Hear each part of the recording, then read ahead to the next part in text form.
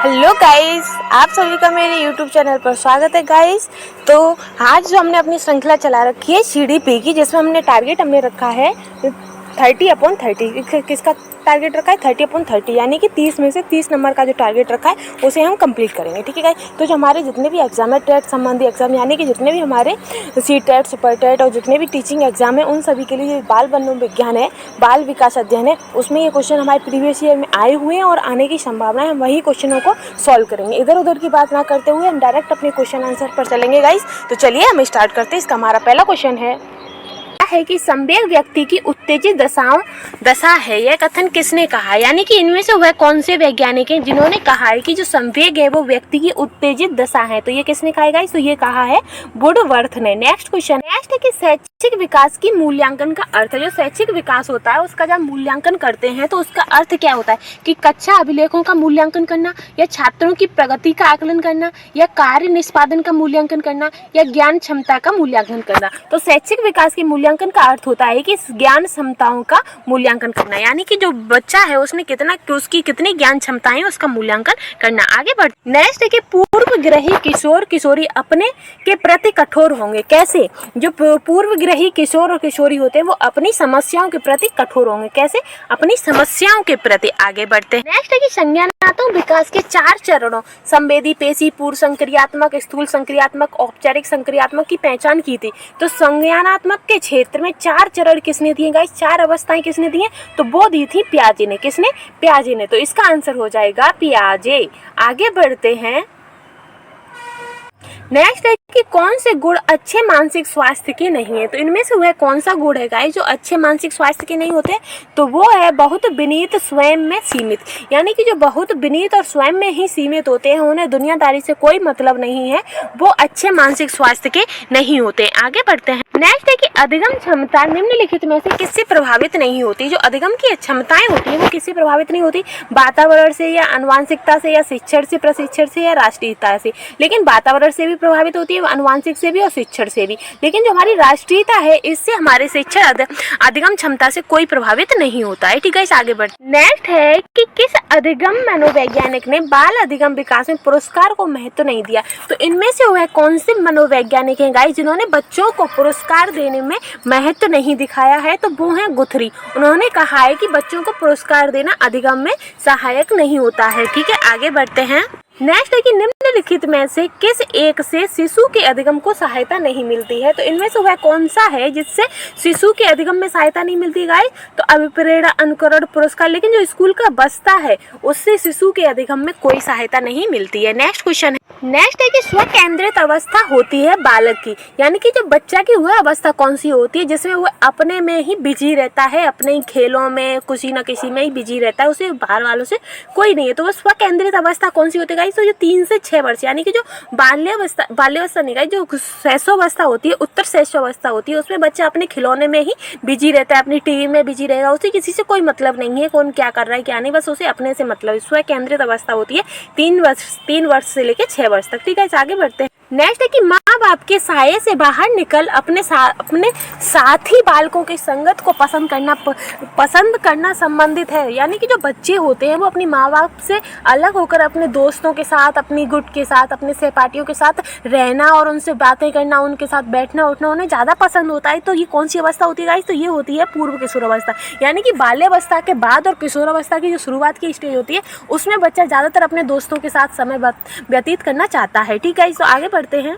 Next है कि मानसिक परिपक्वता की ऊंचाइयों को छूने के लिए प्रयत्नरत रहना संबंधित है। यानी जो हमारी मानसिक परिपक्वता है कि उनकी ऊंचाई को छूने के लिए प्रयत्न रहना संबंधित है। तो ये किसमें? तो ये इसका आंसर हो जाएगा किशोरावस्था। किसमें? जो किशोरावस्था होती है उसमें हम एकदम प्रयत्नरत रहते हैं कि हमें ऊपर से ऊपर पहुंचना है। आगे बढ़ते हैं। नेक्स्ट है कि सीखने का प्राथमिक मूलभूत नियम संबंधित है। जो सीखने का प्राथमिक मूलभूत नियम है गाइस, तो वो किससे संबंधित होता है? तो वो होता है तत्परता से। यानी कि जब तक हमें किसी चीज़ के लिए लालसा नहीं होगी, किसी चीज़ को सीखने के लिए हमें अंदर से एक उत्साहित नहीं होगी, तब तक हम उसे नहीं सीख पाते। यानी कि तो इसका मूलभूत नियम क्या होता है? तो उसका मूलभूत नियम होता है हमारी तत्परता। आगे बढ़ते हैं। नेक्स्ट है कि सीखने की प्रक्रिया को प्रभावित करने वाले कारक हैं। तो इनमें से वह कौन है जो हमारी सीखने की प्रक्रिया को प्रभावित करते हैं?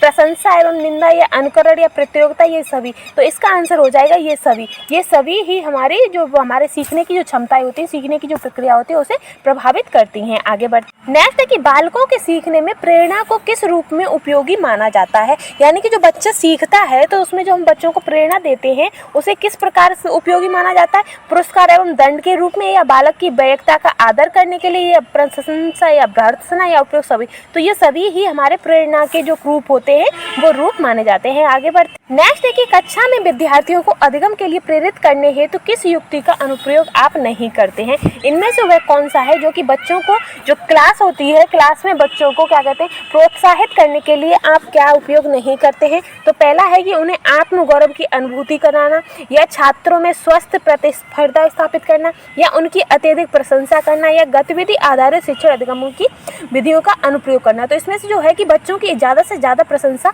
नहीं करनी चाहिए, जिससे ये जो ज़्यादा से ज़्यादा बच्चों की प्रशंसा करते हैं तो वो बच्चा आगे नहीं बढ़ता, वहीं अपने में खुश हो जाता है, फूल के गुप्पा हो जाता है। ठीक है, तो ये हम युक्ति नहीं उपयोग करते हैं। आगे बढ़ते हैं। नेक्स्ट है कि बुद्धि एवं सृजनात्मकता में किस प्रकार का सह संबंध पाया जाता है? तो हमारी बुद्धि और सृजनात्मकता में किस प्रकार का सह संबंध पाया जाता है गाइस? तो उसमें हमारा धनात्मक, शून्य, ऋणात्मक या सभी। तो उसमें कैसा?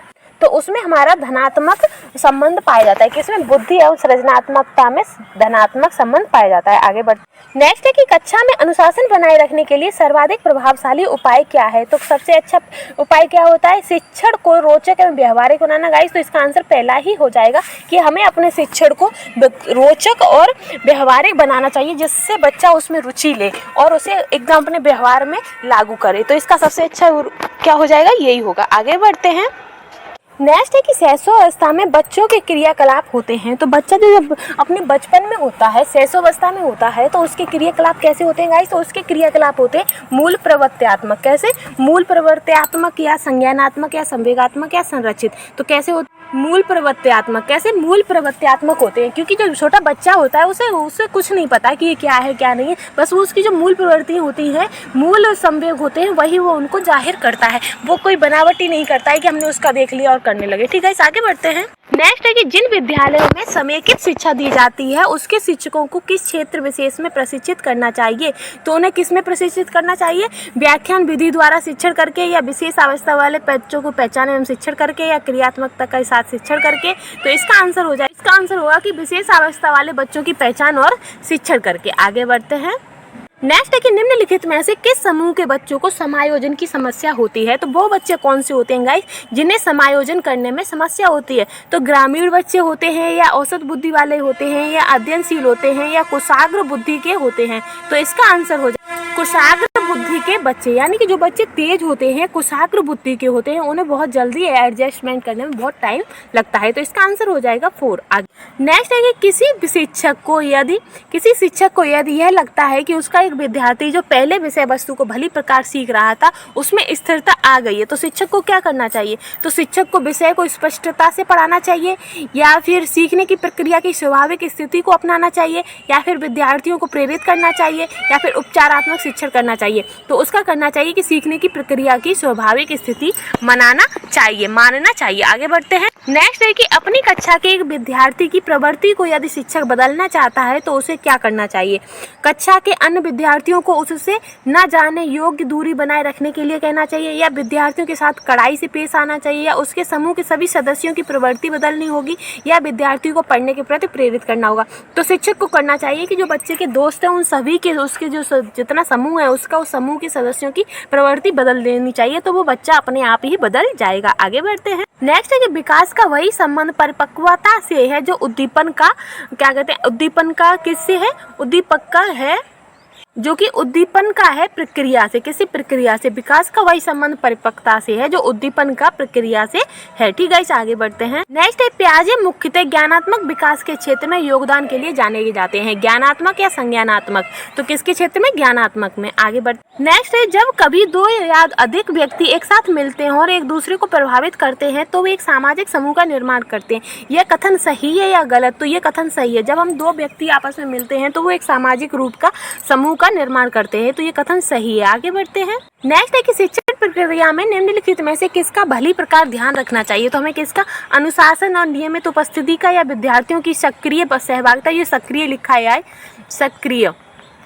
सक्रिय सहभागिता का या गृह कार्य की जांच में लगन या विषय वस्तु की कठिनाई। तो इस बच्चों को शिक्षण प्रक्रिया में एक शिक्षक को भली भांति विद्यार्थियों की सक्रिय सहभागिता का ध्यान रखना चाहिए। आगे बढ़ते हैं। नेक्स्ट है कि निम्नलिखित व्यक्तियों में से कौन अपने बच्चे और बच्चों की आंतरिक प्रेरणा दे रहा है। तो इनमें से पहला है कि अगली कक्षा में कक्षोन्नति पाने पर नंद कुमार अपने पुत्र को कहानी की पुस्तकें देते हैं, या फादर रॉबर्ट अपनी कक्षा के उन बच्चों को चॉकलेट देते हैं जो अच्छा व्यवहार करते हैं, या अपने पुत्र के जन्मदिन पर गिरिजोश कुमार दावत देते हैं, या विज्ञान विषयों के सर्वोच्च अंक पाने पर राकेश कुमार अपने पुत्र की प्रशंसा करते हैं। तो इसका आंसर हो जाएगा चौथा, क्योंकि वो अपने पुत्र की प्रशंसा कर रहे हैं, उन्हें कोई पुरस्कार नहीं दे रहे हैं। और कब, जब वो सर्वोच्च अंक प्राप्त करता है। आगे नेक्स्ट है कि बच्चों के सामाजिक विकास में खेल का विशेष महत्व। कैसा, खेल, क्योंकि जो बच्चा होता है वो खेल अकेले तो नहीं खेल सकता ना, तो वो समूह में खेलेगा, अपने दोस्तों के साथ खेलेगा, दोस्तों के साथ उसे कैसे रहना है, कैसे बात करना है, तो ये सब वो उसके सामाजिक विकास में हेल्पफुल होते हैं। तो खेल क्या है,